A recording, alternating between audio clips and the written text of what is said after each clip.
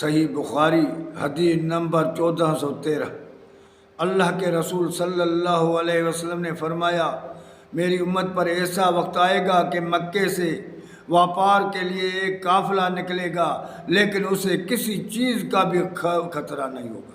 اس کے بعد ایک بندہ زکوٰۃ کا اپنا مال لے کر ڈھونڈے گا کہ کس کو دوں، کوئی لینے والا نہیں ہوگا۔ پھر اللہ تعالیٰ اور اس کے بیچ میں بغیر پردے کے بات ہوگی۔ اللہ تعالیٰ پوچھے گا کہ میں نے تجھے کیا مال نہیں دیا؟ وہ کہے گا ہاں میرے مالک۔ پھر اللہ تعالیٰ کہے گا کیا میں نے اپنا پیغمبر تیرے پاس نہیں بھیجا؟ وہ کہے گا ہاں میرے مالک۔